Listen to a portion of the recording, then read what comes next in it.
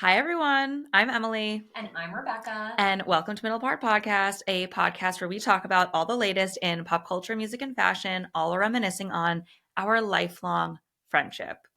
So we need to address. We're in the studio. We're in a podcast studio, you guys. This is a huge milestone for Middle Part. It's so exciting. We're so happy to be here. And I just want to shout out Sydney RV88, who said that we didn't have a quality podcast. You want to run that one back? Yeah, seriously. What do you have to say for yourself now, Sydney? Rude. This was the roadmap I was talking about, okay? We're here. We're here. We made it. We're like real podcasters. We were always real podcasters, but now we look really shiny. Yeah, exactly. Now we have like grade A lighting. We have a tree. The tree is definitely encroaching on my space. Like, I'm for sure going to be like having to pull myself out of the leaves throughout this recording, but it'll be fine. When we were, I wish there could be a fly on the wall for us. We'll have clips. To this point. Yeah, we do have clips because we were like sampling how it sounded with different types of like angles and like microphones. So we do have clips of practice. Yeah, it took a while to get us sitting here and actually hitting record, but it was time well spent, you know? It was. Because we had to like figure out like how many cameras do we need? Do we need how much like lighting? Is it soft lighting? There was a lot, but it was hysterical. It was, and we had fun doing it. We had a lot of fun. Know? It wasn't stressful. It was just like... No, it was, we were hysterically laughing the entire time. Yeah, it was just girls problem solving. Right, exactly. Just girl mathing. Yeah, I'm so proud of us. I really am, and I really feel so much more informed. I do. Me too. Yeah, I feel we said like we're gonna be techie now. Yeah, literally. We're nerds. Like Kendall Jenner. She's like, I'm a nerd. I'm such a nerd, you guys. Okay, speaking of Kendall Jenner, I recently, not to brag, I just got promoted at work, at my day job when I'm not podcasting. Like I said, I work in sales, hence my really salesy outreach note to the troll, Sydney. Yes. So I recently got promoted, and my husband, Zach, got me a digital camera as a gift, and it is the Kendall Jenner digital camera, which makes me feel so cool and young. Apparently it's sold out everywhere because Kendall Jenner endorsed this Canon digital camera, and like I'm just like one of the girlies that has one. It's so crazy to me, this whole like digital camera revival. I don't want to get like too far off what we want to talk about, but one of Ariel's cousins, who's 17, was visiting us a couple months ago, and she was just carrying around a digital camera, and I was like trying to understand. I'm like, what? Like, why do you use a digital camera? Like, the cameras on our phones are so amazing. And she's like, it just is better. And in my head, I'm like, there's no way it's better. Like, it cannot be better because these things were developed like 20 years ago. The technology hasn't changed that much. Right. Like, it's still literally the same, like, setup that I had 15 years ago when I was bringing a digital camera out with me at Penn State. Right. I mean, I get it. It's just like, it's a different aesthetic. Yes. Than It's not a different aesthetic. It is aesthetic, as we said. Yes, exactly. Aesthetic. It is aesthetic. And we were debating if aesthetic is like the right adjective to use. Well, it's just funny because you used to use aesthetic to describe like, oh, this is a very specific aesthetic. Like it's a general term to describe like the vibe and way something looks, and it can be applied to anything, like any type of aesthetic. But now Gen Z has created it. It's like a noun in and of itself. It's like, This is aesthetic. Like, and like, want this to be aesthetic.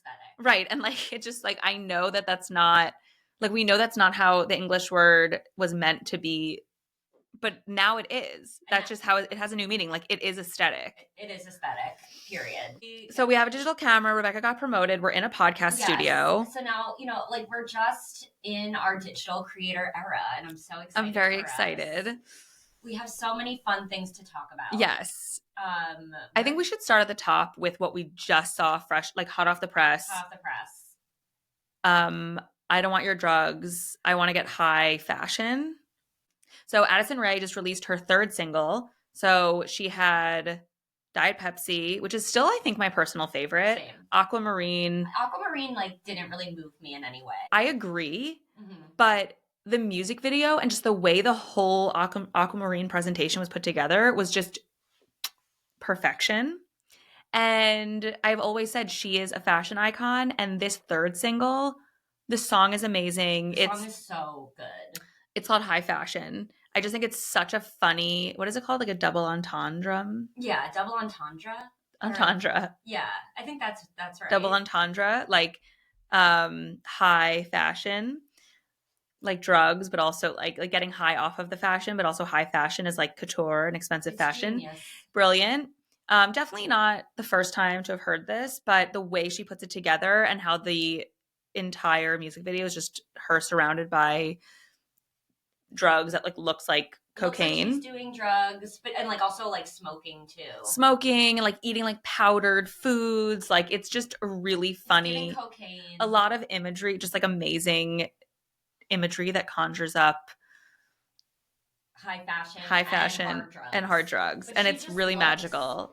so So insane. Like she good. looks so good. Like I mean, the reason she became a star is because she's such a good dancer, and like just the way she contorts her Yeah. body and the way she commands like the the space. She just is. You can't take your eyes off her. She's She's just amazing. so cool because it's also not just the dancing. It's like the vision. The dancing is a huge part of it, but there are other amazing dancers like Tate McRae. I know I feel like They're Gen always Z, getting compared to each other for some reason. Well, I because guess they're both they both dancers, and they both get compared to Addis. They both get compared to Britney which was a Spears. creation of both of their own doing. That's not Yeah, like, oh, people think they're like Britney Spears. They both have decided that they want to kind of like carry that torch. be the second coming of Britney Spears. Exactly. But I was more comparing her to Tate McRae just because Tate McRae is an incredible dancer. Like she's also like a gymnast, but Yeah, like I don't really care as much because yeah, she's not like bringing anything with it. She's just like hot and a really good dancer. Addison Rae, like there's a vision. Like she's really like it's almost like she's giving like artiste a little bit. Like it's a very artistic vision, whereas Tate McRae is kind of just like a pop star.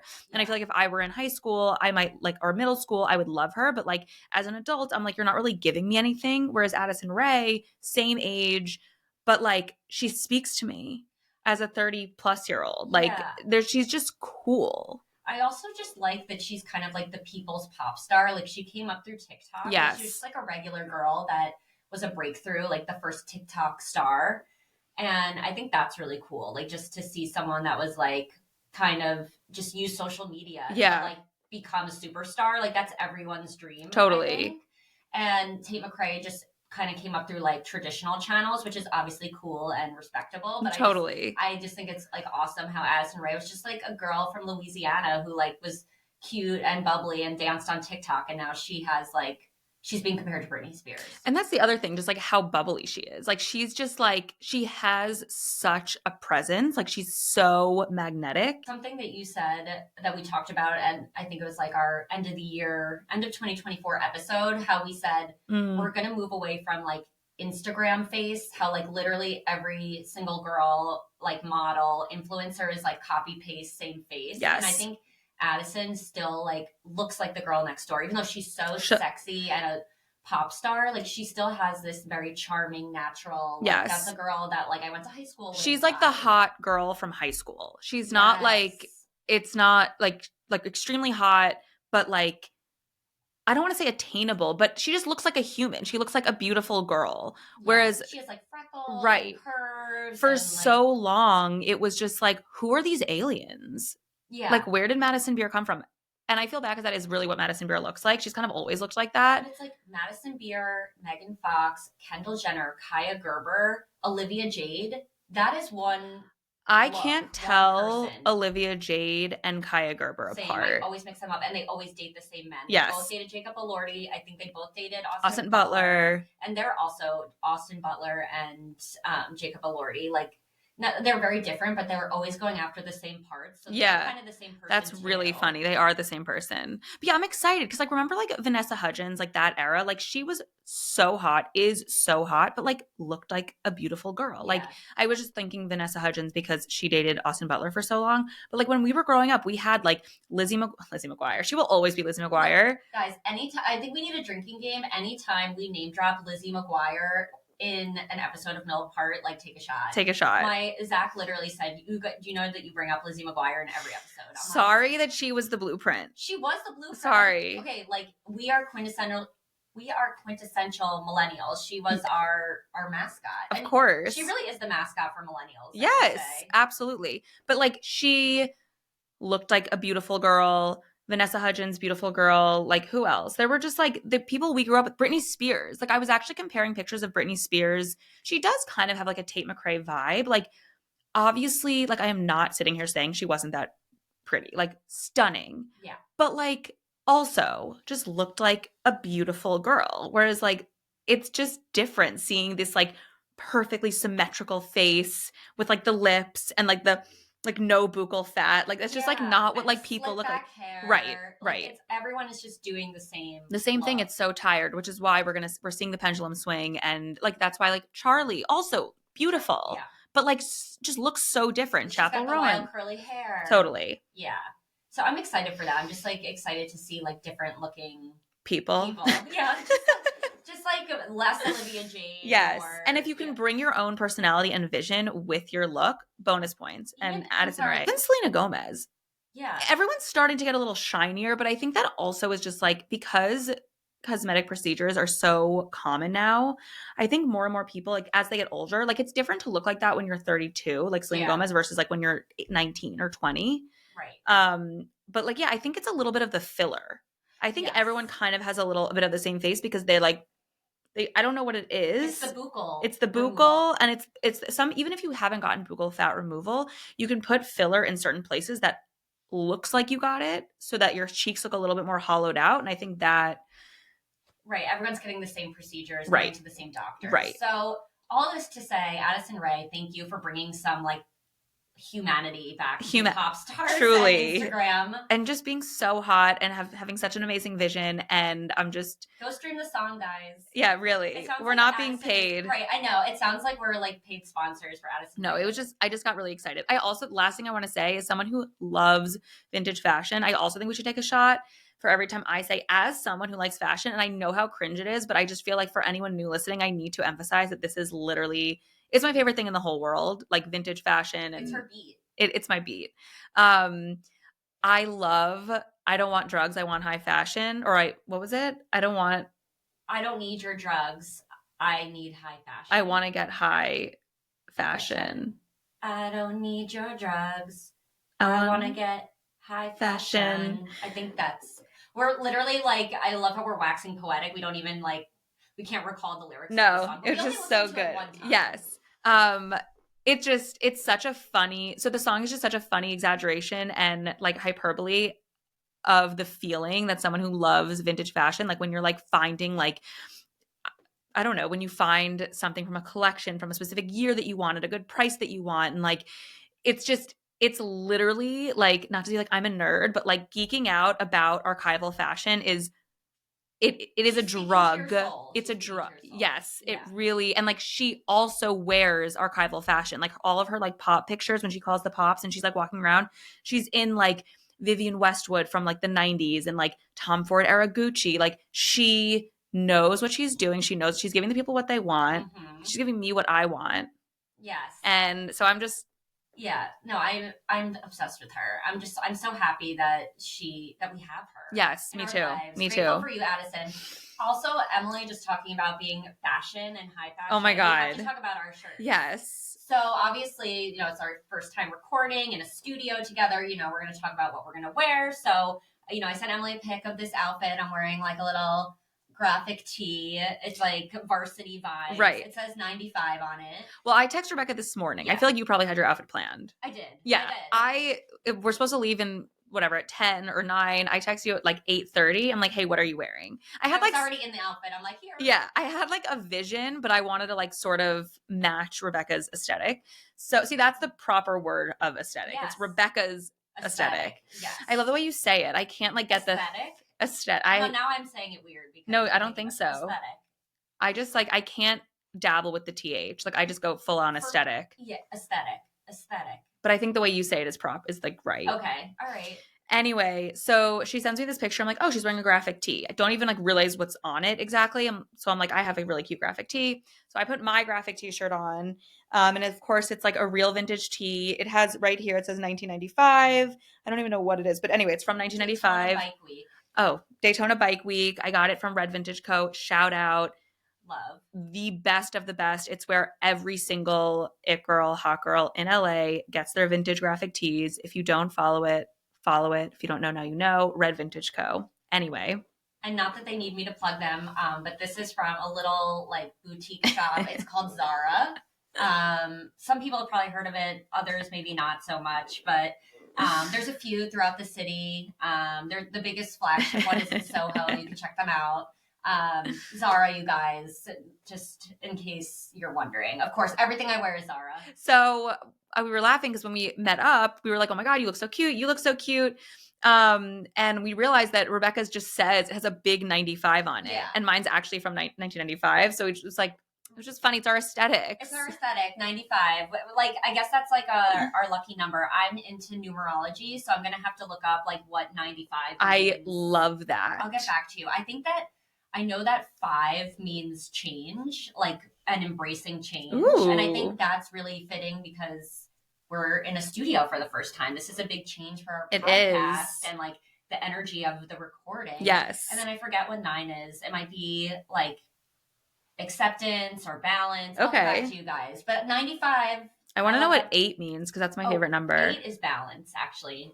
8 means that everything is coming into balance. Oh, wow. Okay. Yeah. Guys, it's crazy. Like, I'm on, like, spiritual TikTok. So, like, when you start thinking about angel numbers, you see them everywhere. What are angel numbers? It's, like, a number that repeats 3 times. So, if, like, you're, like, walking around and you see, like, 444 on a license plate, that means, like, you're protected. And, like, wow. your guardian angels are, like, looking over you. If you see 111, that means, like, you're on the right path to what you're trying to pursue. I feel like Ariel, like I'm like not really into this stuff. Like, and that's just how I was raised. Like I wasn't raised like this either. And this is like a new thing. For me. I think it's because I did the corporate 9 to 5 thing. I'm still doing that, but I'm like trying to do something more like creative and artistic. And it's like, I don't know, it's opening this other side to me. I love it. I want to like be more open. Embrace more things. Yeah.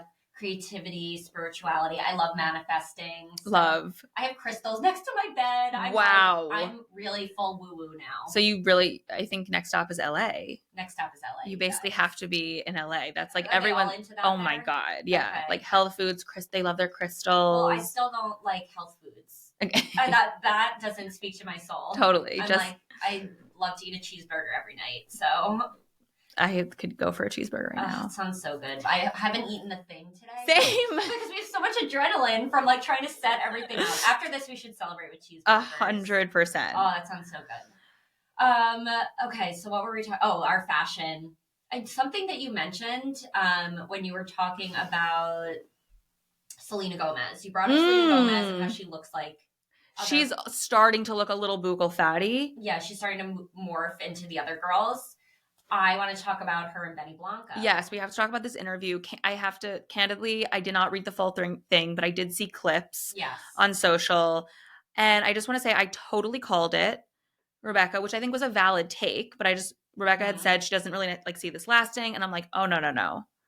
Like, this girl has been kicked to the curb, or at least that's been her persona for so long. We know she loves to play the victim. She's with a man who, let's be real, he's with, like, is probably, I mean, even Nikki Glaser said this. Like, have you thanked the genie that granted you this wish to be here with Selena Gomez? Like, how is he with the hottest, like, most famous woman in the entire world? Like, and no offense, like, he's just not, like, the most traditionally attractive person. So PC of you. Yeah. I mean, he canceled out here. he would be so just, I don't even know, stupid. But although men are really stupid, but he would be so stupid to like fuck this up.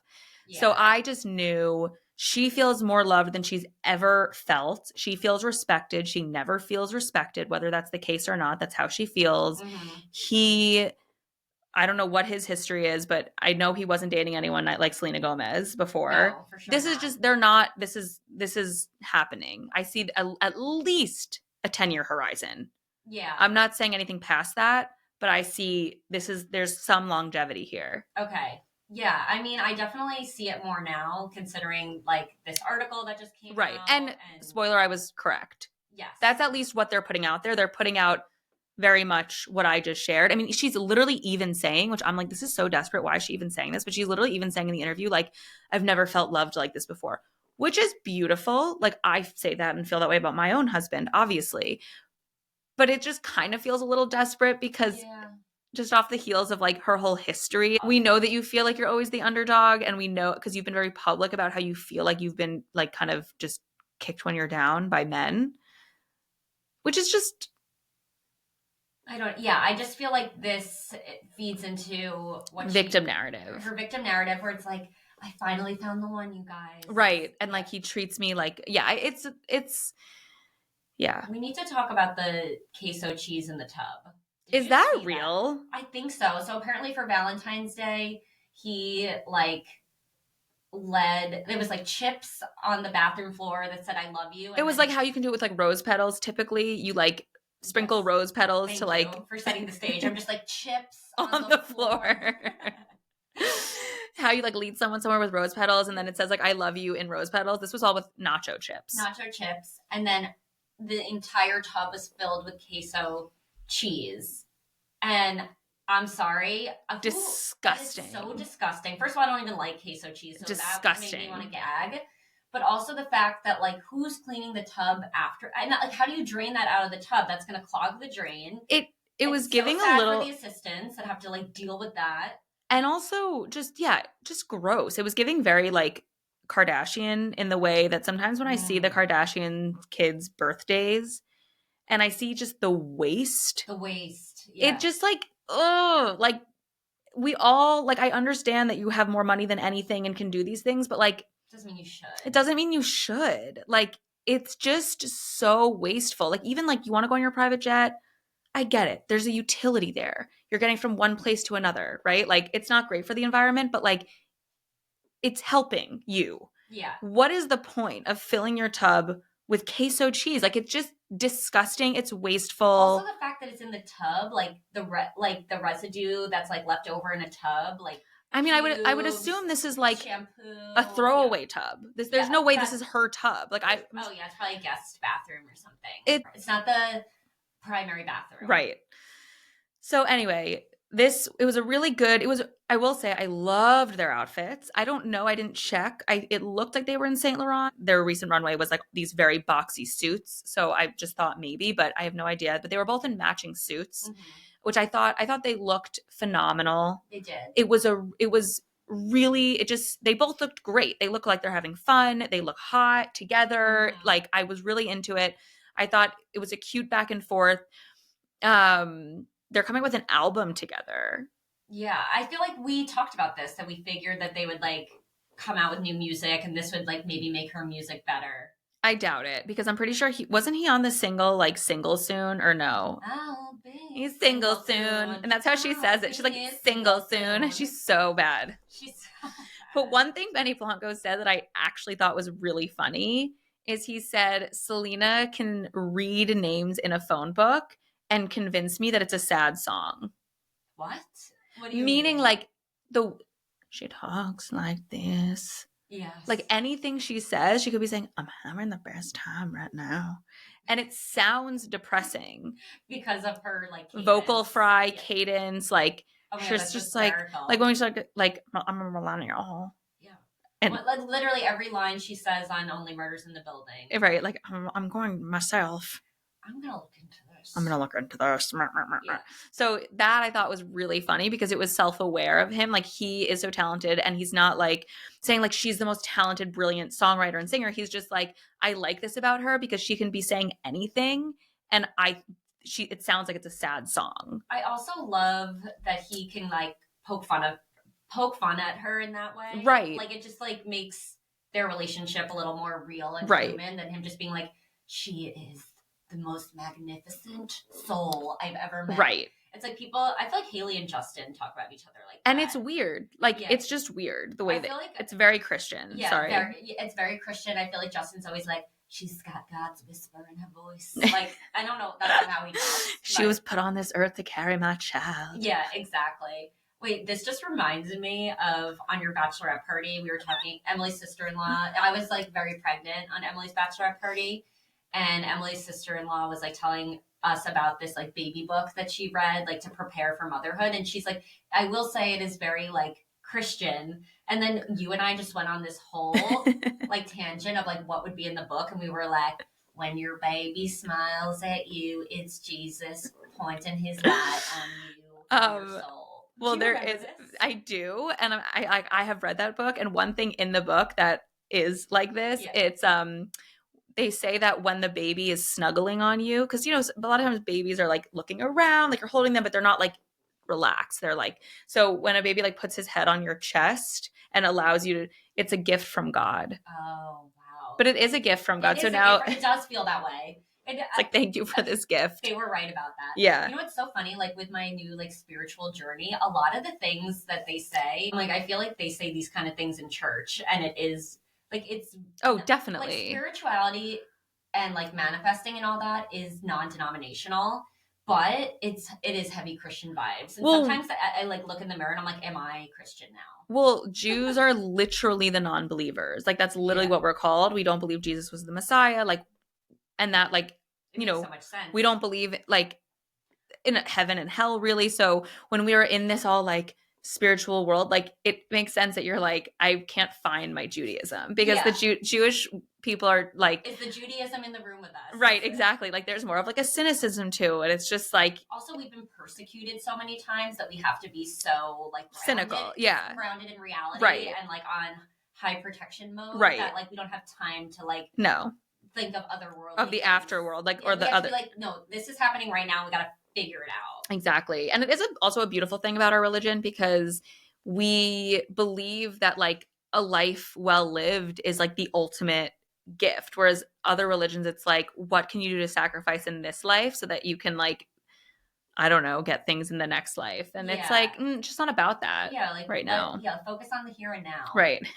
And that are we like a religious podcast all of a sudden? I I feel like know. we're gonna show up in the App Store instead of like Yeah. sorry, on the Spotify like categories instead of entertainment and arts. It'll be like religion, Right. and like I don't know, Like, sociology. right. I love that journey for us. Okay, so Selena, Benny, I'm really happy for them. Yeah. I'm trying to think, is there anything else? One thing, okay, speaking of religion, one thing that I did notice that made me a little sad was the interviewer said to Benny and Selena, like, are you going to convert? Because Benny's a proud Jew. Oh. Yeah. Oh. And they said it was like funny. And I think he said, are you going to convert? You're dating or engaged to the most famous shiksa in the entire world. And for those of you who don't know, for the non-Jews out there, a shiksa is a non-Jewish woman. If you watch Nobody Wants This, that's like the whole plot of the show. Is that he's dating a shiksa, which is Kristen Bell. And when he said you're engaged to the most famous shiksa in the entire world, Benny Blanco says, I know, which is cute. And then Selena said, I won't be doing that. Not that there's anything wrong with it. Why'd she have to qualify? Well, I think she was just like awkward. Yeah. I don't know because I'm sure there's a recording of this and I'm hoping like the way they talked about it was a little bit more fluid in writing. It was just like funny. I don't think she said anything wrong. He clearly doesn't care. It doesn't matter. Everyone's own. But it made me sad. I don't need her. I would have loved it. It would have been huge for us. It would have been a big win, I think. Yeah. But I get why she doesn't want to, and you have to convert because you want to. Totally. Not for your partner, and they won't even, a lot of rabbis, like, you have to ask 3 times. It's like a whole process of like, we really got to make sure you want it. Right. We're not in, I forget what it's called, but our Jews don't usually, I mean, I know, like, I feel like sometimes Jews do, like those people running around on the street with like the candles and trying to like, yeah, but put a prayer on you. Right. Typically that's not part of our religion, getting people to join. We like, don't want you. Yeah. We make it really hard. Yeah, exactly. We're an exclusive club. We really are. We're like people. in like rejection mode all the time. We're like, you have to really prove that you want to be part of this extremely persecuted like set of victims. Talk about victims. I mean, like just saying how like Selena always plays the victim. Oh, she would love being Jewish. Totally. The ultimate victim. Except no, we're more like get up and fucking like forget about it. She's like, yeah, she likes to wallow. Yeah, she loves the attention. Wait, speaking of Selena Gomez, there's so much drama with Emilia Perez and the actress that played the lead. I didn't see the movie. I think her name is Carla Sofia Gascon. Carla Sofia Gascon. I'm sure there's like a better way to pronounce that. Sorry. Yeah, but basically she had like controversial tweets. Just crazy tweets about like Muslims and George Floyd, and specifically Selena Selena Gomez, Gomez. about how I think it was about her playing the victim. Yeah, and saying that she was like a rat. She called her like a needy rat or something. Just crazy. Like, that's like, it's one thing to like tweet something like, oh my God, why does Selena Gomez always play the victim in like a normal way, versus like there was so much anger behind this post. And also, it's like, wouldn't you think, like, that's something, if you realize that you're going to be in a movie with Selena Gomez, you're going to be like, oh shit, I probably tweeted something about her a while back. I should, like, make sure that's scrubbed from the internet. Anyone who's in the public eye should really just make sure that their social media is scrubbed at this Totally. point. Like, we lived through so many cancellations. I mean, she clearly stands by these takes, and she's been removed from the running of. No. I think so. I think that she's not. I think they're not campaigning for her to be like best actress anymore. Right, but that she's still nominated. Is she? I think so. Oh, well, you know what? I think she is nominated, but now they're not campaigning for her to win. Well, it's more just like she's out of the budget. Like, yeah, Netflix isn't paying for her to go to not the Grammys, the Oscars. Netflix isn't like putting her up in a hotel. Netflix is like, you're nominated, but like we don't really want to be a part of it. Disassociating right, from you. Right. I mean, I heard the movie is terrible, and I was listening to. I have like thoughts because I saw it. I watched it. Yeah. I was listening to Jam Session, and Amanda Dobbins is the movie expert, and she was saying how she feels that people are more afraid to say that they don't like Emilia Perez than like that people are afraid to say they don't like it because of like what it stands for. Because there's like a trans woman. I don't know the movie. I really don't know anything about the movie, so I'm just going off of like what I heard on. It's funny because I totally disagree with that. I feel like everyone hates this movie. No, but I think she's talking about Oscar voters specifically. It's basically virtue signaling that I'm like a tolerant, inclusive person by like voting for this movie. It has like 14 nominations. Like that's insane. It's gone down in history as one of the most like with the most nominations, like up there with Titanic and like really actually good movies. So it's upsetting that people feel like they have to vote for it. Okay, so I will say the movie made me feel some type of way. Like, can you explain like what it's about? It is so weird. It's about a like cartel leader, drug lord kind of person in Mexico. So there are two main ways or categories in which this movie is extremely problematic. The first is the trans experience. The trans community does not feel that the transition that Emilia Perez goes through from man to woman accurately reflects what an authentic transition is like. I have no comment on that. I don't know anything about that, but that is what the trans community feels for the most part. And then the second way in which the movie is problematic is that it takes place in Mexico. And again, it follows Emilia Perez, who goes from man to woman, who was the leader of a cartel, drug lord, murderer, etc. He wants to be a woman. He's always wanted to be a woman. So he transitions and ends up helping the families of people that he murdered when he was a man. The second category that's problematic is the director had like never been to Mexico. He's French and doesn't really know anything about. Doesn't speak Spanish. Right, knows nothing. Like didn't do any real research about Mexico. And they talk about one of the issues in the movie is this like the disappearing children issue. I don't know what exactly it's called, but it has a name because it's so prominent in Mexico where people just disappear. Oh my gosh. Disappear because of the cartel. So there's this issue of disappearance, like disappearing people in Mexico because of the drug cartels. And it's just like, and it is very much acknowledged in the movie. It's just a very personal thing to Mexicans and people in Mexico. It's a very obviously sensitive, chilling, sensitive thing. There are people currently looking for their parents, their kids, because people just disappear. And that's so crazy. Like it's like they go to work and they don't come back, and they're like, "What happened to my mom?" Pretty, or my dad? Yes. Yeah. I don't even want to speak on it because I don't know exactly, but apparently it's higher than in like any other country, and it's just like a weird thing for like there are people who are really dealing with this, and to have this French director who's like never visited the country, didn't really talk to any Mexicans to like do proper research. So there's a lot of problems with this movie. I didn't think it was that bad. All that being said, kind of a good movie.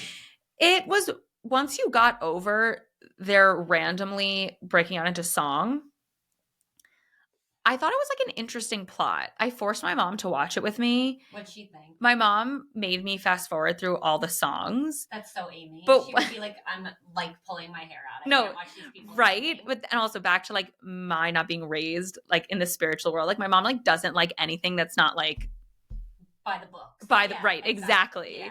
So but once we fast forwarded through every single song, she was like It's a musical, so you watch like 2/3 of the movie. literally, it was like good. It was interesting. I don't know. It was a different movie. Like that's what I mean. Like it made me feel a certain type of way. Like I was thinking about it.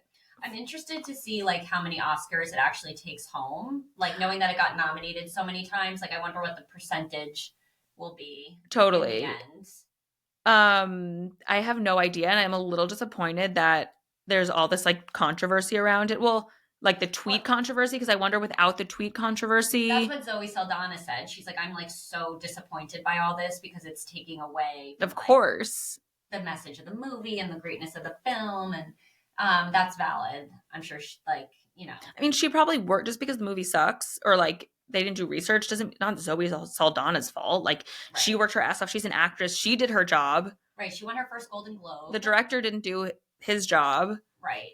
Yeah. I mean, I can't get past the TikTok clips of the sex change operation song. Right. That is insane. That's the worst song of the movie. And of course that's what. Well, yeah, because it's hysterical. It's not just the worst song of the songs. It's like just a terrible song. Like I don't understand how that made it into the movie. It's so funny. And just thinking about like Mexico. So my son's nanny is Mexican. So I was talking to her about how last year the first female president in Mexico was elected. I believe her name is Claudia Sheinbaum.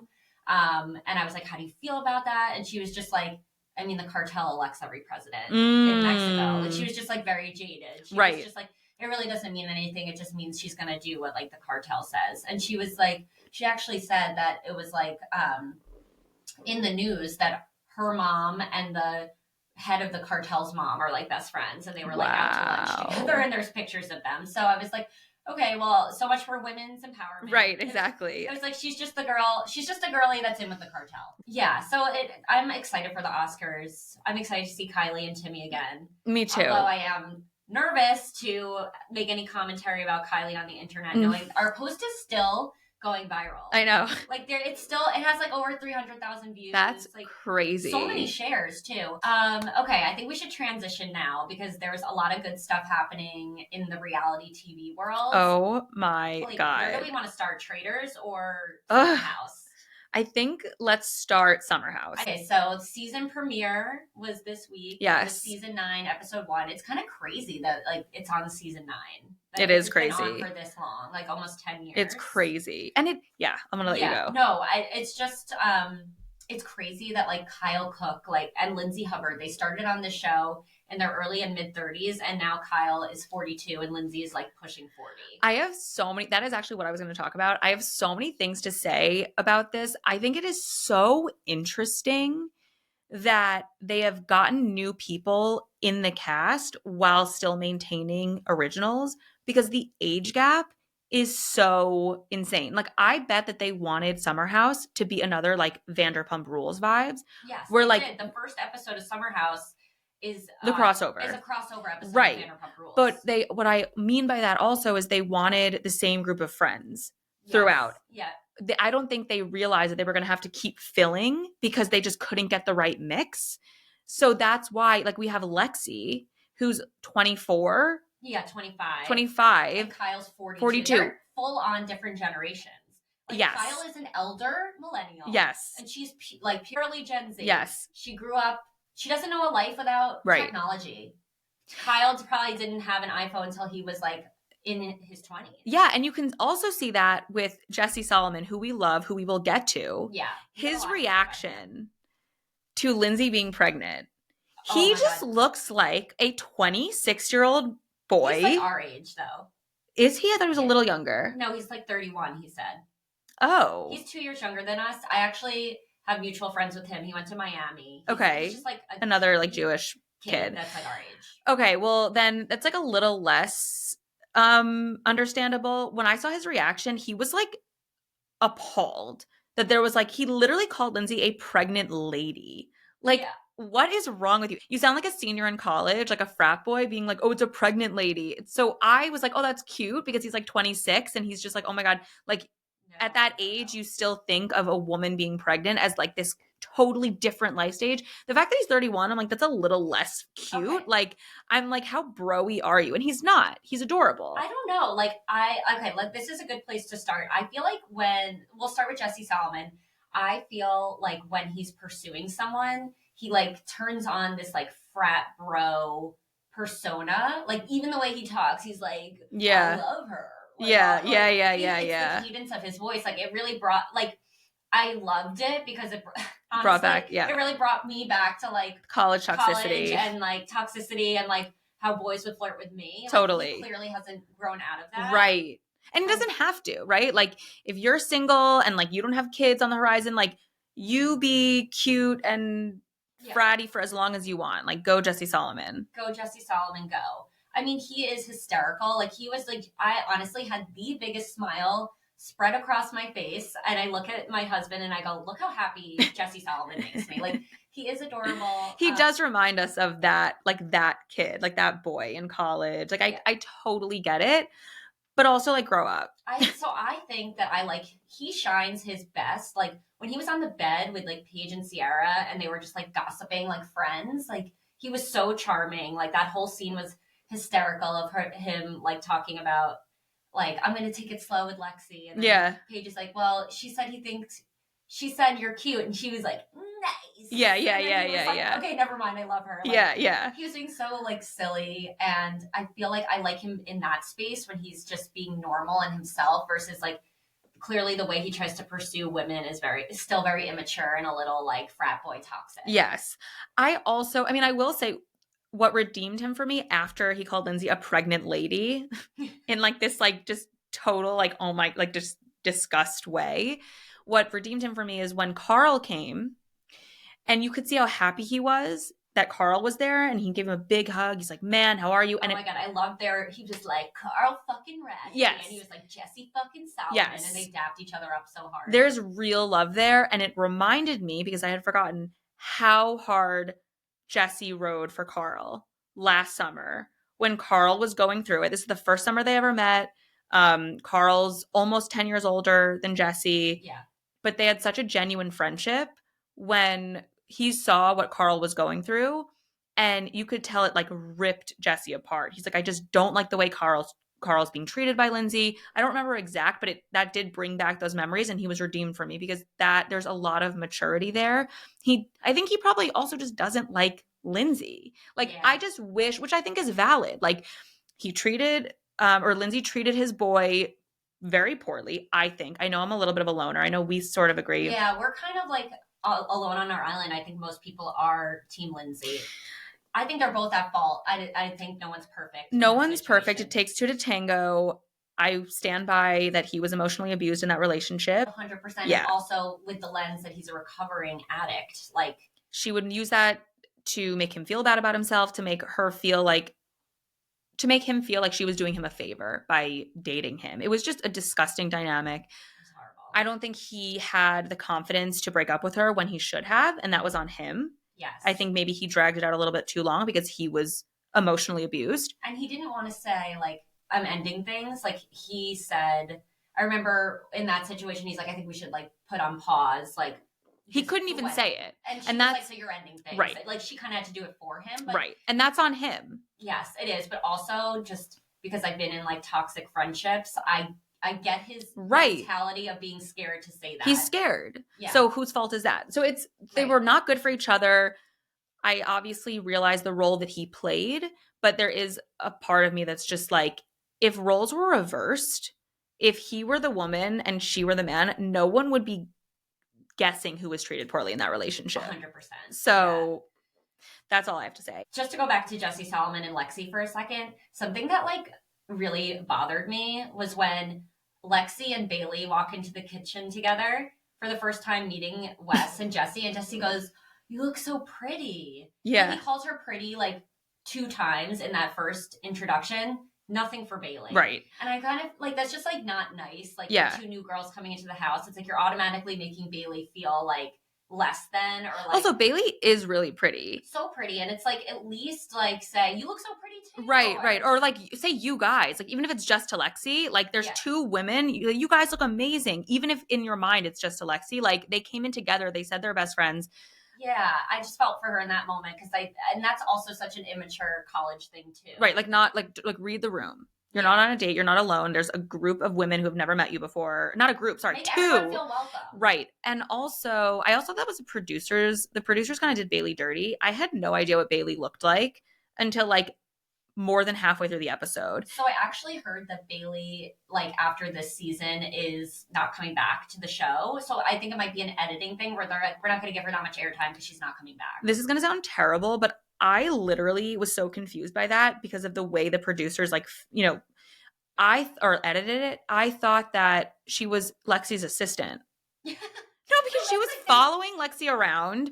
And like Lexi was clearly like the star. We only saw like the back and side of Bailey's head until again, like she they were all confessional. No. Yeah. So I was just like, who's this random person? Like they must introduce her at some point. Maybe this is who just like Lexi brings around to help her. It's not clear that she's like an equal cast. Yeah. So I feel for Bailey on that one. Yeah.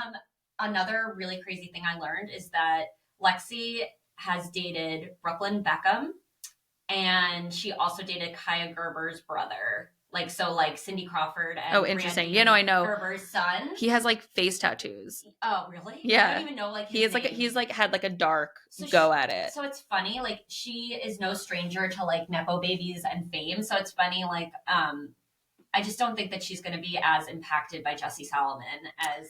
Okay, that's a really interesting read because I felt the opposite way. I do want to just go back to Jesse for one moment and how when I talked about his love for Carl and his defense of Carl redeemed him for me.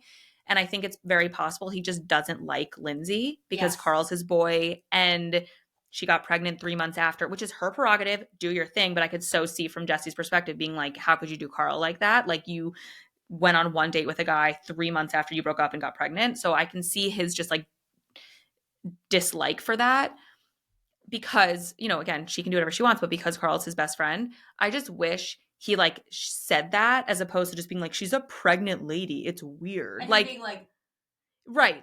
Like, even though that was hysterical. It was. It was ridiculous. But I also understand being like, but again, because he's 31, I'm like, it's not that understandable. But if you are a younger guy, you're in like a Hamptons house and there is a pregnant 40-year-old woman, I could see Ariel's friends or like, when we were in our mid 20s being like freaked out. But because you are around our age, it's like, get the fuck over it. I wonder if he's a little stunted because like the cancer, like I wonder if like when he was dealing with like chemo and that whole process, like that's all he could focus on, and maybe he got like frozen in time, maybe like emotionally, and then when he was like, thank God, he's in remission, he's like so excited to live life, he's kind of like reverted back to how he lived life before. Right.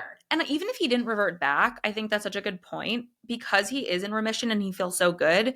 He does have like a more youthful or like, dare I say, juvenile view of things. He's like, I don't want kids. He's like, I'm like alive. I'm here. Like, I'm going to go crazy, which is as he should. He deserves that. But it did. I was just a little like, we're with a pregnant lady. It's like, first of all, you spent all last summer with her. Her name is Lindsay. Right. Like, what? I think he was kidding though. But it's right. But I didn't like it. Yeah. It didn't play. It didn't play. Yeah. Okay. That's so As fair. someone who has been a pregnant lady, it's like, I wouldn't want like a hot guy my age who knows me, like Ariel's friend, like referring to me as like, oh, now we're with a pregnant lady. No, it's I like wouldn't like that either. What do you mean? Like, we're friends. Also, that's so true. I didn't like how when they were on their hibachi date with everyone else in the house, he was like, would you describe yourself as ditzy? Oh my God. First of all, not one thing. I think she seems smart. I agree. I think he seems ditzy. Yes. He seems like the ditzy one. And she like carries herself really confidently and like speaks very articulately. Yes. Like she's giggly. She's hot and a model. She's dumb. And I loved that Bailey said that. She's like, what, just because I'm hot and I giggle, I'm fucking ditzy? Like Bailey said something like that in the kitchen. I'm like, okay, justice Bailey. For Bailey. No, literally, justice for Bailey. So I totally agree with that. And I like that she stood her ground. I did have the opposite take though. When you just said that you don't think she's going to be as impacted by Jesse, I don't care how many Brooklyn Beckhams you date. When there's a guy you like and you think is hot, all bets are off. all it's just like Also, you're he's older. He's like a veteran on the show, or he's this sophomore on the show. It's your first season. It's like it doesn't matter. I actually think that she likes him. It's gonna switch. It's the classic bait and switch. She likes him too much. I could just tell. Like, I wish she kind of played it a little bit more cool. Like, he's like a slobbering dog. That's what he gives. And it's cute sometimes. Sometimes it's like just game. Get off me. Right. Yeah. And so he's bringing this like slobbering dog aesthetic. Yeah. And she's like, come here, love it. Whereas I think if she were a little bit more like Paige was, even though Paige was a little too standoffish because Paige literally didn't want it. She had a boyfriend. Yeah. You have to be somewhere in the middle. If you remember first episode of last season, he was into her and Paige was like, I have a boyfriend. Yeah, like back off. I think Lexi needs a little bit more of that because I think this is going to cool very quickly. How young she is. Well, that's my point. Yeah, exactly. That's what I was saying. Yeah. I think that this is not going to end well for her. And there's there's a promo where she gets really mad because he's flirting with Sierra, and then I think Lexi and Sierra get into it. Yeah. She's like, I don't trust you. Yeah. Which good for Lexi. Yeah. And I think this is a good segue to how we feel about Miss Sierra. I feel bad saying this because she's Paige's best friend, and I love Paige. Yeah. And I would never want to do anything that would make Paige mad at me. Totally. But that being said, we just don't get Sierra. I think she's so boring. I think she's not that nice. She's not nice because you can tell it comes from this place of deep unhappiness. Yeah. It's like she's really unhappy. That's such a good read. She's just so there's I don't know, it's like she's bitchy and there's nothing going on in her head, it feels like. Yeah. Simultaneously. Even though Lindsay is batshit crazy, I would so rather hang out with Lindsay than I would rather.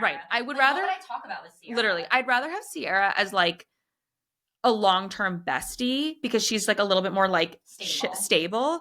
But if I'm going to dinner, if I'm going out with people, I am so bored by Sierra. Yeah. She's boring. And I think it just goes to show that she is truly one of the most beautiful people that's ever been on television. She does not have a bad angle. There's not one image or shot of her where she looks she came not into perfect. The house in that crisp white tank top and that micro mini cargo skirt. She looked in those cowboy boots. Maybe 1% of the population could wear that and look incredible the way she did. I mean, she's gorgeous. And she also isn't bugle fat hot. She's stunning and also looks like her own person. Maintains her natural beauty.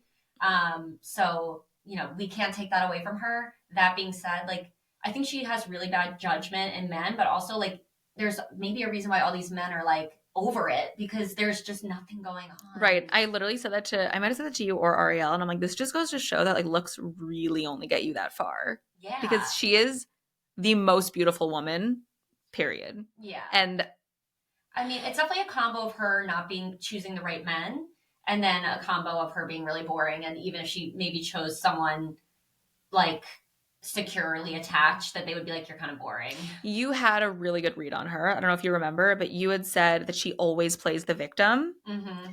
Selena Gomez energy. Yes.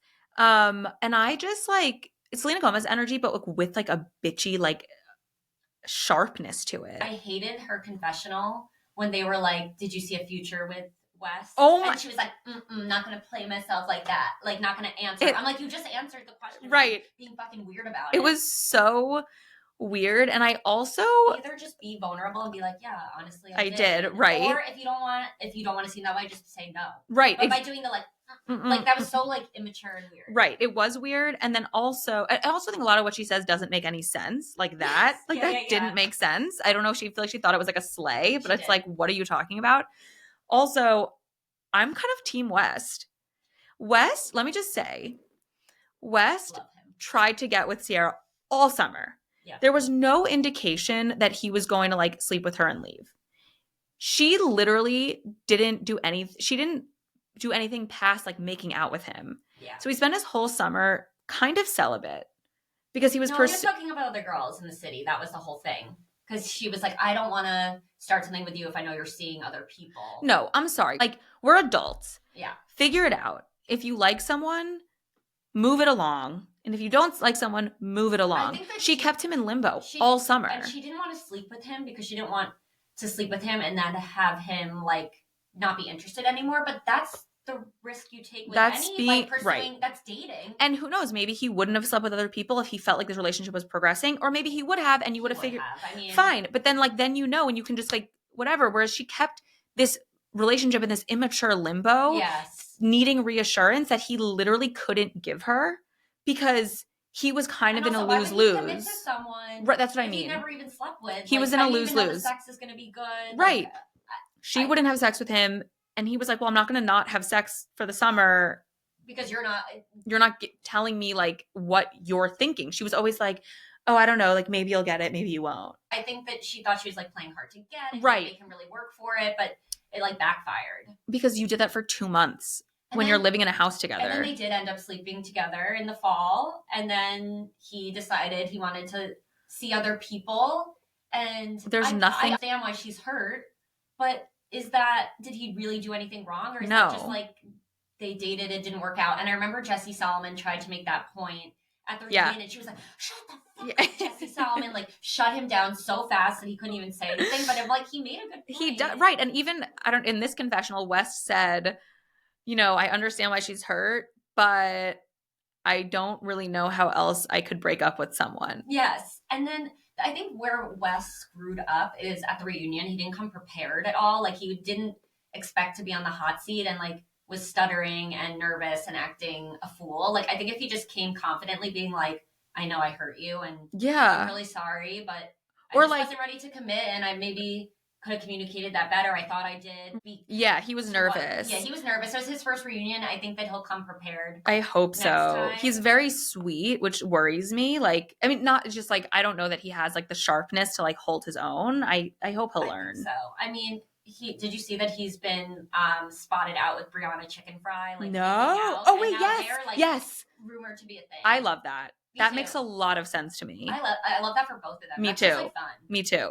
I mean, West is like clearly someone who like wants to be famous. He works for Complex. Right. He likes to be in the public eye. Nothing wrong with that. I don't think he's hiding that. And I think anyone that goes on a reality TV show wants that. So totally. When they were like calling him out at the reunion, being like, you were excited that all these girls were interested in. It's like, yeah, fame and that's okay.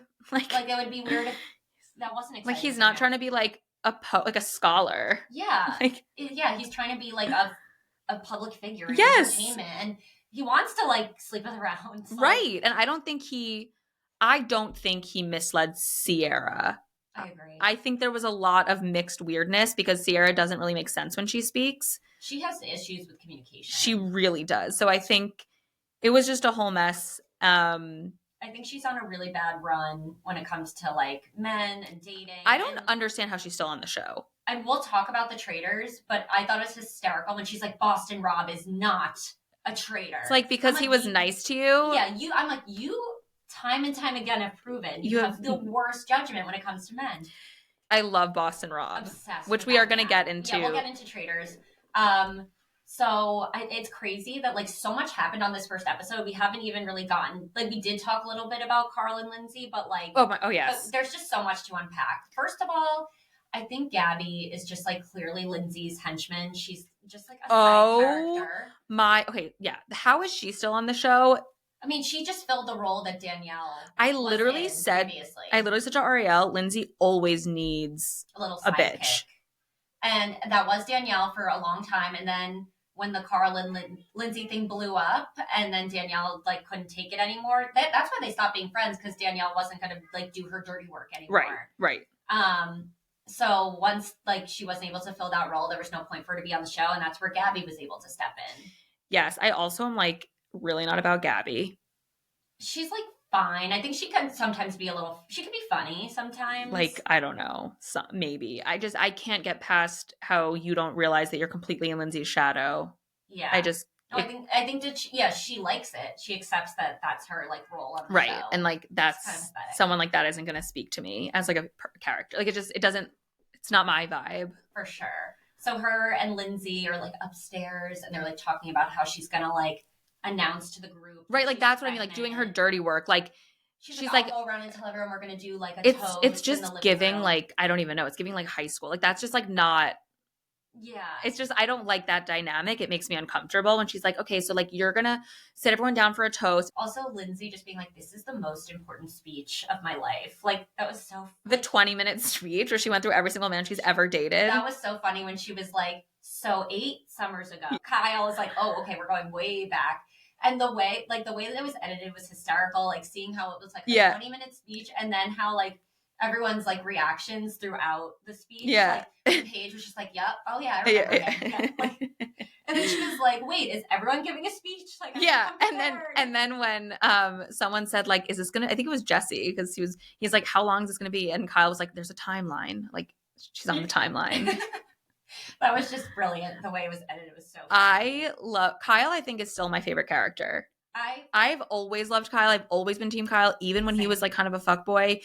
He just had his own demons. It was never like an outward fuckboy. He was never a fuckboy the way Carl was in the beginning. Yes. He just like was confused. I think Kyle has always had a really good heart. Always. I've like always seen a light in Kyle. And whenever Kyle and Amanda would fight, I would always find myself siding with Kyle. Totally.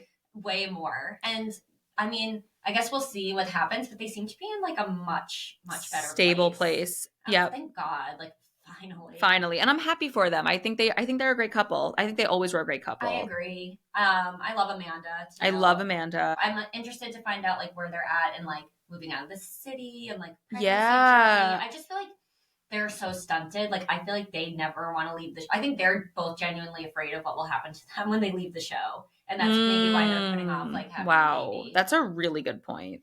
Yeah, because like what will happen? I mean, we'll see with Lindsay what will happen like when someone has a baby on the show. Like, I mean, Kyle and Amanda's, both their careers and identities and relationship is like wrapped up in Summer House. That's such a good point. I don't know. It'll be interesting to see where they're at. Yeah. Okay. So one more point about Carl and Lindsay. We did kind of address this when we were first talking about Summer House, when I said that I feel that Carl was definitely emotionally abused in the relationship. Mm-hmm. That was like very much reinforced for me when he came a day later, because he wanted to like, respect, give Lindsay like, space and give her time to settle in. And then like he is acting like an adult. Yes. It is so clear to me that this is kind of a game to Lindsay. The fact that he found out that she was pregnant on Instagram with the rest of the world is so disrespectful. Like the very least she could do is shoot a text or I understand if she doesn't want to speak to him, have someone tell him, Gabby, that's what you're here for. Literally, it's Gabby's job. It's just right. Like she is so like not balanced. Carl means nothing to her. Like it was like she just closed that book, and which again, on one hand, a little bit healthy. Why should he mean something to her? They're broken up.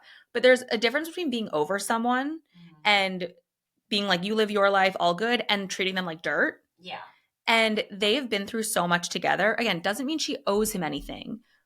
But person to person, have a little respect. Like you were with him. You were the first person with him when his brother died. Like you have such a rich history. Like she just sees herself as the victim. She sees herself as like the person that was just completely disregarded. Right. Exactly. Yeah. Like Carl just disrespected her. She does not see the role that she played in the downfall of that relationship. Carl does. Yeah. Carl's like, I see my own fault, and I also recognize why we weren't good for each other and how Lindsay treated me. To take accountability. Yes, and that is why I'm Team Carl, because no one is perfect. So even if you disagree with a lot of things he did, he is clearly reflecting. Lindsay does not have that ability, and I said this last time we talked about Summer House, like 6 months ago. I think she's had the least amount of personal growth 100% since the start of the show. Yeah, when they were showing the flashbacks of her and all the relationships, like she's still like that. And apparently her and the Turner. Her and Turner, or I was gonna say baby daddy. Her and Turner are on the rocks. Of course. When Sierra and Lindsay were on Watch What Happens Live, Andy asked Lindsay, like, are you and Turner still together? Like there's been rumors that you're not. And she's like, yeah, he's here. He's backstage. I'm like, I know Lindsay well enough. She's been on my TV screen for 8 years. Like, there is something going on. It's not good. Totally. Another thing she said last episode was they went on a couple dates like years ago, and he ended things with her. Never a good sign. Yeah, no. And then he just reached back out of the blue in like December. That's so sus. And then they basically went on a date, and that's how long they've been dating, and everyone did the math. I'm not surprised it's on the rocks. Like, make your decision. You want to have a child and you like this guy's like genetic makeup, and you're like, yeah, let's like have a baby. Like, I don't mind being a single parent at some point. Fine. But again, like, know the risk you're taking. There's a very high probability this man is not going to be in your life. Yeah. And that's clearly. Exactly. And I think that's part of Jesse Solomon's cringe when she's like, I'm pregnant. Right. Everyone's like, woohoo. He's right. like, well, there's a huge elephant in the room for like Carl, and also like, this girl's crazy. Right. Well, that's why I wish that he communicated that instead of just saying we have a pregnant lady in the house, because I just thought it was very misogynistic. Well, in his confessional, he did say, I just feel for Carl. Or maybe he said to West at night, later that night when they were in bed, he was like, and again, I just really feel for Carl. Right. Right. I know I'm really hung up on the pregnant lady thing. She can't get past it. I really can't. I just thought I was like, okay, we have to talk about Paige and Craig. Yes. So because I don't watch Southern Charm, I do. So I care less. Insight, yeah. You're also like probably really invested because you really know Craig. I don't like really know Craig. I know Craig through Summer House, so he's only been on a few episodes. I know him through like the social media presence of Paige and Craig. I just want to say, I think he is a lovely, lovely man. I think he's acting a fool right now, but he's hurt. He's hurt. I really, really like Craig. And I love Paige. I just want to say, like, it's not like I'm like, screw him. I love Craig. I echo your sentiments. I really do. I feel like I loved them together. I'm sad it didn't work out. And I still love them separately. I think something funny on Southern Charm is what Shep Rose said about Craig. And he said, Craig has a tenuous relationship with the truth. Ooh. Like, Craig is a little bit of a liar. Wow. Like, not in a malicious way, but just a little pathological. Wow. So I don't know why I'm like shocked. Yeah, I know. That's just a scary quality. It is scary because he's really sweet and has a good heart, but I think that he's insecure, and that is where the underlying root of the lying comes from. Like, on the most recent episode of Southern Charm, they had like a really honest conversation where like Paige was clearly communicating to him, like, I am not ready to get married, have a baby right now. She said, if you said to me right now, gave me an ultimatum, we have to have a baby or I'm leaving, you would have to leave. And he like really just could not hear it. Like, he was just fully in denial. So much so that in a later scene with other cast members, they're like, what's the deal with you and Paige? And he's like, I think, I'm going to propose at the end of this year. Like, that's like where the line comes in. Where it's like, he's just not living in reality. He's in denial. He like is more so trying to like make him and Paige be something he wants them to be than what they actually are. But Paige is, and always has been, so mature and so good at communicating her needs. Like, she has very clearly said to Craig multiple times, I am not ready. I'm not in this stage of my life. I can't take the next step with you if that's something that you want. So it's frustrating when Craig is like, she always wanted those things. She just wants them with different people. It's like, that's not what she said. Right. She had to break up with you because you couldn't do it yourself. You should have broken up with her. He should have broken up with her. Remember I said, I bet Craig pulled the plug? Yes. And I think I said that because I wish that he did. Right. I don't know if I disagreed with you. I don't think so. Yeah. He was so in love with her. In an like, almost to your point, not in a realistic way. She was also so in love with him, but she's more grounded to reality. And she's like, I love you, but this isn't going to work. Whereas he's like, we can make it work. And they tried for years. Yeah. And it was the same issue over and over again. And then I think what happened is he was finally ready. He's like, I'm going to pick up and move to New York. Like, I love you that much. And like, it just wouldn't be fair to him for him to uproot his whole life, where his business is, where his show is, when she's just not ready to make, and she can't tell him when she's going to be ready. Right. Because like, nor should she is on fire right now. Giggly Squad is crushing it. Like, I don't want to brag, but I was at my nephew's birthday party last week, and someone told me that I look like Paige. I And I mean, was like, that is the ultimate compliment. this happens all the time. It's not the first time. It's not the first time I've gotten that compliment, and it means the world to me when someone says that. But this really like sweet girl who was at the birthday party was like, you look just like Paige DeSorbo. And I was like, thank you so much. Like, that's such a nice compliment. And I was like, I just went to Giggly Squad. And she was like, oh my God, like I listen to Giggly Squad, but I don't even watch Summer House. Like, that's the impact that she has. Her and Hannah are so huge. You don't like, they just have fans of Giggly Squad. Right. Like, she has made such a clear pathway for herself to leave the show. And like be a star in her own right. Yes. And like, why should she stop now? Totally. To have a baby, to get married, like, and she can do both of those things. She just doesn't want to, and that's totally exactly. Yeah. So I also love, I think it speaks volumes of Paige that she is confident enough to have Giggly Squad with Hannah, which I know for people who maybe don't watch Summer House, that might be like, what do you mean? Like, Hannah's like a huge, like, kind of like, I think the main event of the show. Like, they have a very good rapport. She's really crushing it right now, Hannah. She's everywhere. Netflix special. And like, Paige saw that in her, and she's like, just because you were kind of ganged up on and bullied out of, like, Paige could have just been like, oh, like, you're kind of the loser. Yeah, in Summer House, like, I don't really want to associate with you, because at the time, Summer House was the biggest thing they both had. And Hannah was kind of like kicked out a little bit. She was like, you're not. And Paige, invite her back. Right. And Paige was like, I don't really care. I'm going to go back because it's good for me. And I'm still going to be best friends with Hannah. Like, that is like, yeah, that's true friendship. And it's true, like, don't turn your back on someone exactly when like the going gets tough. And she's also not sacrificing herself. No. She's not like, oh, I'm like, she's not immature to the point where she's like, I'm not going to be on this show because my best friend isn't. She's like, I'm going to do what's good for me, and I'm still going to be there for you. Yeah, she's just amazing. Ones. I actually saw a comment on a Giggly Squad post, and it was someone saying, really disappointed right now, like, need validation, never watched Summer House, just started and got to the season where Hannah goes nuts, never saw Hannah in this light, freaking out. And then someone commented and was like, you're not the first person to say this, but like, if you're a real like giggler, you know that Hannah was never the problem. Yes.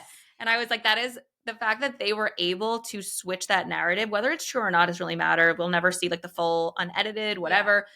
Yeah. The fact that they are so loved that you can see a season of that show and have it not change your perspective of Hannah, like, they're amazing. I think it just goes to show that, like, no one's perfect, and, like, you could have a bad season, a bad summer, and it doesn't make you a bad person. It doesn't speak to, like, your overall character. Like, we all go through phases, and she was, like, clearly in a really dark, weird phase, and it was COVID. We have all been in that. We have all had our Nick phase. Is that his name? Nick? Who was the guy? Luke. We have all had, or whatever. Luke, Nick, you know what I mean. A guy you're hooking up with that just makes you drives you nuts. And it's like, is this real? Like, did he say that? Did I interpret that correctly? Like, that was her all summer. But you're treating me like I'm your girlfriend. Right. It was. Like, I went home to meet your family. No, but I'm being delusional. Like, right.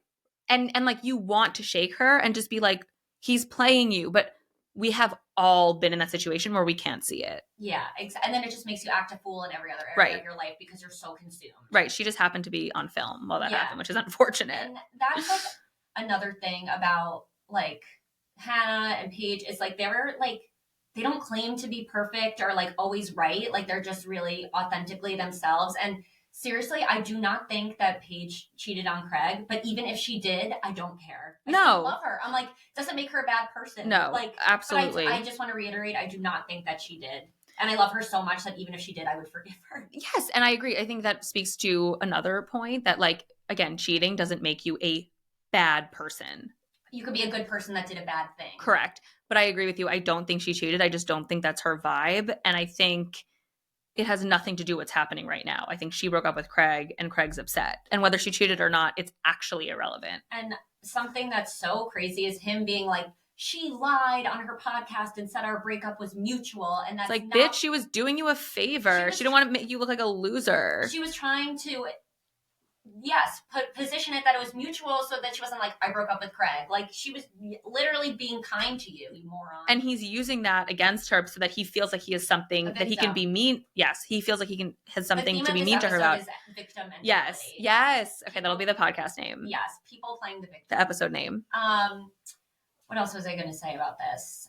And just him being like, I'm not involved. I'm the ex. I don't need to read the blogs and like defend her. It's like, okay, sure. I understand that you're really hurt right now and maybe you don't like that's fair. Maybe you're just like, she broke up with me. I don't need to like be out here defending her. But like you should man up and like even though you're hurt, like do right by Paige. You loved Right. her. And like Andy Cohen made it so simple. He literally said, did Paige cheat? All he had to do was say, I don't want to be involved, but I'm saying once and for all, she no. did not cheat. That's not why we broke up. Moving on. I don't want to talk about this. Instead, he decides to drag it out and say, I don't need to talk about this. I don't need to say anything. Being Like, a whiny fucking baby. leaving it like intentionally open for people to interpret it the way they wanted, which just is not right. Yeah. Just answer the question. She didn't cheat. Say no. She didn't cheat. Yeah, exactly. And like just letting people drag her, it's so wrong. I think it's so interesting because we're so pro Paige. She's getting so much hate right now, and like it just I'm shocked. I mean, I'm like not shocked, but people fucking hate women. It's crazy. Like, and obviously it's a lot of women. Women hate women. I don't think guys women. really care about. I feel it's all women. It's like all what women. guys are like. Women hate women the most. Totally. It's like okay, bitch, check your like. Just feel bad for Paige, and I think we need to acknowledge that when you break up with someone, like you actually pull the plug, you've been broken up with them mentally for much longer. Right. So like in Paige's mind, she was probably like done with Craig in July and she's able to like fully break up with him in November. And that's why she's able to move on quickly and like has like a new boyfriend right now. And everyone's like, she moved on so fast. Like she cheated. Like it's mentally and emotionally, she's been moved on from Craig. So just because the relationship ended when it did, that doesn't mean like she hasn't been in that headspace already. Also, she is allowed to do whatever she wants. I mean, like, I love that justification of like mentally being broken up with, fine. But like, even without all of that, they're broken up. Yeah. She's young, she's hot, she's sought after, like, whatever. Yeah. It's like no one has the right to like track what she's doing. It's not like they were married. They don't have a kid. Like they were dating for 2 years. 3 years. 3 years. Who cares? Right. Like you're allowed to break up with someone and not be an evil person. This goes back to West and Sierra. Right. Like, whoever does the breaking up just inevitably always looks like the bad guy. Totally. I think Craig just same with Carl and Lindsay, even though I think Carl did both of them a favor. Yeah, exactly. I think it's just so much easier when you're the one that's broken up with for everyone to rally around you. Right, because it's sad. I mean, look at Ariana and Tom was the perfect breakup because she broke up with him, but he cheated. Right. So it made sense. People liked for things to like. People like formulas. Like, okay, you cheated and you got broken up with. No one likes to just be like, right, yeah. It's a narrative people can get behind. Whereas Paige and Craig, it's like, he was in love with her and she loved him. And why would he wants kids? Like, isn't that what every woman should want? Like, why? It doesn't make sense that she broke up with him. Like, it doesn't have to make sense to you. Yes. It's a breakup. Right, exactly. You weren't in the relationship, you don't know. Yes. And I commend Paige. I think she's so strong and so confident. And I just want the best for her always. And Paige, if you're listening, please come on Middle Park. We love you. And Hannah, we love you too. Yeah. I saw this clip on social from Giggly Squad where Hannah was telling Paige that this like really pretty girl came up to Hannah and was like, everyone says like I'm like Paige and like this is my Hannah. And Hannah's like, and the other girl was like, hello. Like like so crazy looking. It's so good. Hello. Like, oh, like that is so good. Oh my god. Yeah, and like I love that she can acknowledge. Right. Paige was dead.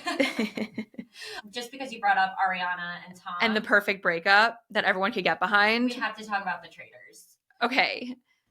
I never thought I would say this. Tom Sandoval's a gift. He's coming back around.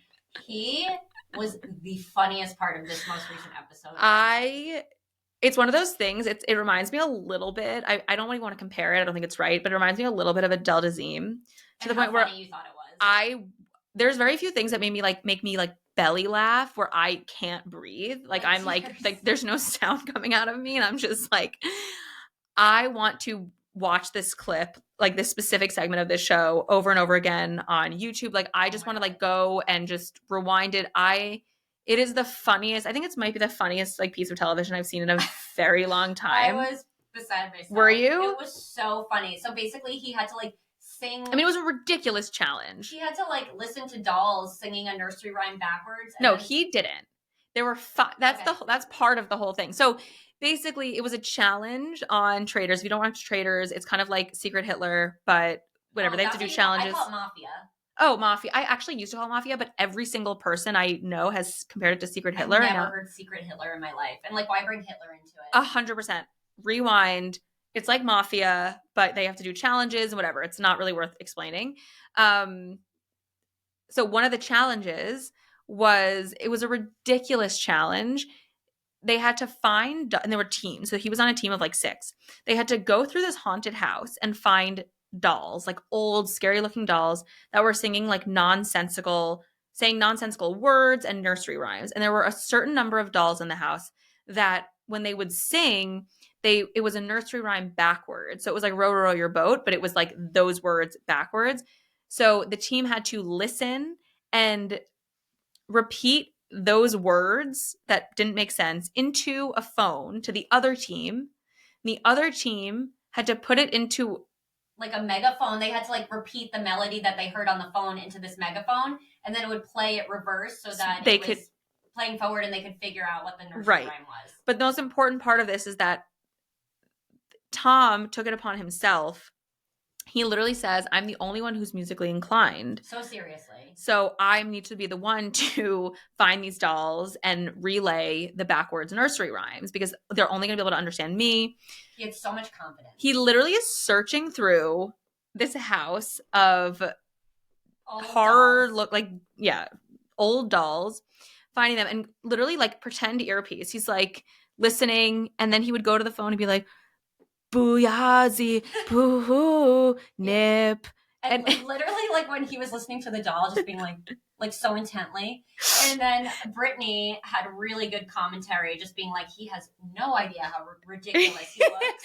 And Alan Cummings is literally in the back, like in the side of the camera, crying, laughing. He's cracking up. I mean, it was gold. It was so funny. And then the people on the other end are like Britney Spears' husband, Sam, is like terrible singer. Yeah, he's a terrible singer. And then Gabby or someone else said, can anyone but Tom someone else but Tom do this? And then when it would ring, the phone would ring, they're like, I hope it's not Tom. And it was every single time it was Tom. Oh my God, it was so funny. He's just so like, there was another, Tom is just so self-serious. He doesn't realize how ridiculous he is. I saw this really funny comment online. I think I know the one. And it was someone basically saying, can someone please explain like what the deal is with Tom Sandoval? I didn't watch Vanderpump Rules, but he's kind of acting someone who doesn't really live on this earth, thinks humans should act like. He's imitating like what a human should act right. like. And then like what a detective human should act like. Like it was just the perfect description of how alien Tom is. It's so interesting that out of the context of Vanderpump Rules, how jarring he is. Yes. And it kind of makes me judge Ariana a little bit. I had the same thought. I'm like, Ariana, what were you doing with this man for 10 years? Like, you seem so cool and normal and level-headed. And like, how did you, even off camera, living with him and talking to him? Right. Like, he's so dumb. He's so dumb. And he thinks he's so smart and intuitive. Oh my God. Yeah. So maybe judge Ariana, but again, like we've all been victim to that man. that type of person. Have we? Not him specifically, but I just mean we've all kind of gotten sucked in. To like But yeah, I didn't realize I knew he was like a narcissist. I didn't realize he was like, I don't even know what this is. This is strange. Like the Traitors. And every time he walks in at breakfast, everyone's like, I know. They're so mad he's still there. Which is so funny. I mean, Ariel called it from the beginning, from like episode 1 of Traitors. Ariel's like, I'm really happy Tom is here. And I'm like, what do you mean? He's like, no, he's just like the best comedic relief. And it took me a minute, but he's the jester. He is. Oh my God. Yeah, no, he's so needed. Like just for that comedic relief. He's not trying to be funny either. No. Like, yeah. He doesn't even understand. No, he has no idea. Even like when he was the one who got Boston Rob out. Oh my God. And he was acting like it was the most obvious thing. It was Boston Rob. Right. Well, it was more, I couldn't believe everyone else. Like, yeah, I know. They were being dumb. I also don't understand how Tom Sandoval realizes this. How dumb are you guys? Oh my God. And then when he didn't realize if he was going to be, and then when he didn't realize if he was going to be killed that night, they had to do like a ceremony where one person was going to be voted off or killed. And he was in the running to be killed. And he said, like, I just feel like I redeemed myself after he got Boston robbed. And he's like, if I go, I'm dying a happy man. Like, he just so badly wants to be respected. Yeah. It's so sad. It is. Like, he knows that they think he's such a joke. Yeah. Oh my God. And there was like that one round table where Dolores was like, Tom, like, why'd you say my name? Yeah. Yeah. Like, you couldn't even get the words out. And she's like, don't stress about what you're going to say because I know no matter what you say, it won't make sense. Like, no one's going to care. And then Derek just very swiftly cuts him off. He was like, guys, like, we actually have to get to, like, that was here. Like, he just, like, completely. I feel like talking about the Traitors just generally, first of all, let me just say, Boston Rob, that man's my type. Ooh, even in his older age. First of all, he's got it. He's still got it. He was such, like, so hot. I did not know he was so hot, like, in his 20s when he was on Survivor. Like, all these clips that are circulating, I am just like, and his wife, shit, he's a smoke show. His wife is also from Survivor. Her name is Amber. Stunning. Yeah, and apparently he proposed to her, like, on the reunion of Survivor, and, like, they had their wedding on TV, and they're just like a very like well-respected reality TV couple. I love it. They have 4 daughters, which is so sweet. He just seems like a family man, and they seem totally really happy and normal. And I'm obsessed with him. He's so good. He's so smart. He's so attractive. I did not see him as attractive before I saw his 20-year-old pictures. Same. But then when I saw the 20-year-old, I'm like, oh, he's hot now. I'm like, oh wow, he's really hot. I agree. He's adorable. Yeah. I love how he like says like time and time again he did that to Bob the drag queen because of how much he respected Bob the drag queen, how much of a good game player he was. Like, he's just, nothing he does is personal. No, it's truly just the game. He's just a good strategist. Yeah, and it's like he's a good person and like friend and really likes people. I love his relationship with Dylan. Oh my God. So close now. I believe that if he wasn't voted off, he would have tried to take Dylan to the end with him. Yes. I do believe. I believe. Yeah. He wouldn't. He said that. I think he said Carolyn and Dylan played the best game. Yes, he did. Not Carolyn. He said he liked Carolyn's game, and he said Danielle's was the worst, but it was Bob H. No, I know. On the show he said that, but then there was like another clip that went around that he said afterwards that like Dylan and Carolyn were like the best. Carolyn's great. I'm obsessed. She is so talk about strange, but like in a lovable way. Right. It's just, yeah, she's quirky. No one suspects her because she's so strange. Right. Like, you can't get a read on her because it's like, what is she saying? She's like, she literally is always. And she's like, I don't know. She apparently, so that was a really good impression. Thank you. She apparently had a really bad drug problem on Survivor. She's like been through, or like during that era, she's been through a lot. She's totally sober. Props to Carolyn. We love you. We support you. Yeah. We're really rooting for you. Danielle is my least favorite player. Same. I think she's horrible. This is my first time watching The Traitors, but she's a terrible traitor. The fact that she tried to turn on Carolyn, she's multiple times. For what reason? And every single time she's like, we got to get the Godfather out. We got to get Boston Rob out of here. I'm like, you should team up with Boston Rob because he's the smartest person. I get that like he kind of like commands the calls because he's the best, and maybe that's frustrating where she's like, I want to like play my own game, but you're like, bad. But you're bad at it. Right, exactly. And her just like wanting to bring Brittany in, and Carolyn's like, no. Right, Carolyn's like, do you think I'm stupid? Yeah, like she's like, like begging her. I'm like, you're so lame. She's such a loser. She's always shaking and crying for no reason. And I mean, I know we talk shit about Sierra, but thank God she said the last thing Jeremy said before he was killed was that I suspect Danielle. So can someone explain to me how no one suspects Danielle? For me, dead giveaway was, do you remember that there was a challenge? On to her now. Okay, but yeah. The challenge where there was an opportunity for you to save yourself from being killed. The traitors don't have to save themselves from being killed because they're traitors. So they're the ones who do the killing. But if you want to hide the fact that you're a traitor, you should pretend that you're really hoping to save yourself because you're trying to show other people that you're not a traitor. Yeah. She had 2 opportunities in one game to save herself from being a traitor in front of everyone, and she just chose to save other people. And everyone was like, everyone noticed it was weird. It was like, why is Danielle not saving herself? And no one connected it. Yeah. To her being a traitor. Bob Boston Rob did. Boston was Rob like, what the hell are you doing? Yeah, Like, he's you're you're giving so us bad at away. this. Yeah. It's kind of crazy that no one suspects her at this point. I get she must just play a really good social game where people like her and think she's like No one sweet. likes her, maybe. I don't Dylan know. likes her. In the And Brittany confessional, likes her. yes. Brittany, I think, is also one of the worst.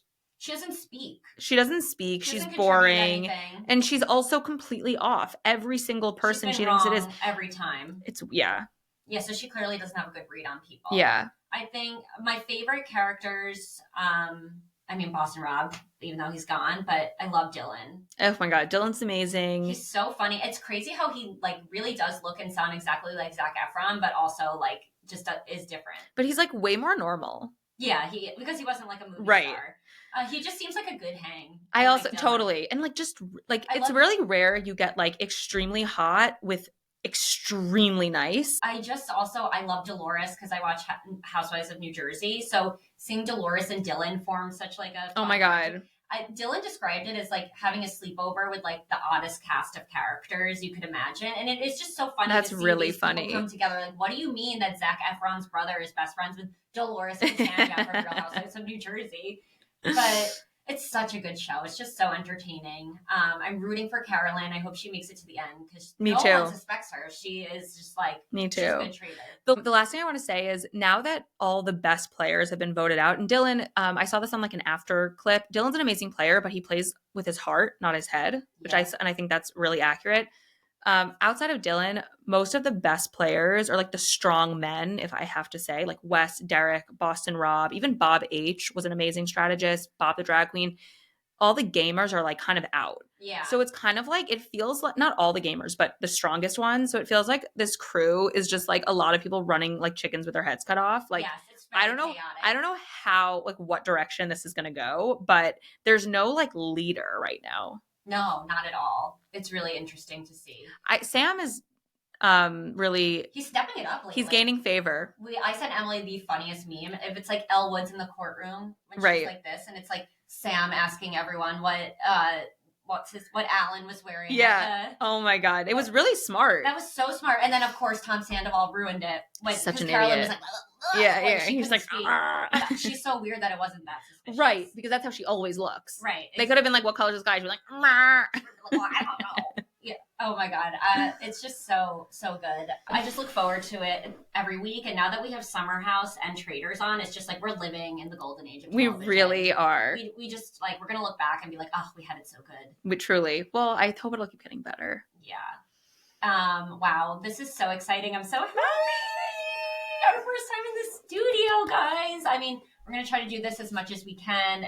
We have such good energy in person. Yes. It's so much more fun in person. It is so much more fun. It's so much easier. Yes. It really is. It's just going to get better. Thank you so much for joining us. Thank you for listening. If you like Middle Part, you can follow us on Instagram and TikTok. Joining live from San Diego. Reporting live from San Diego. we just said we look like news anchors sitting here. Yeah, it's like... And now Rebecca Feller with the weather. Thank you, Rebecca. Back over to you. Thanks, Emily. No, but we love you guys. Thanks for listening. And we'll be back next week with another episode. Mwah.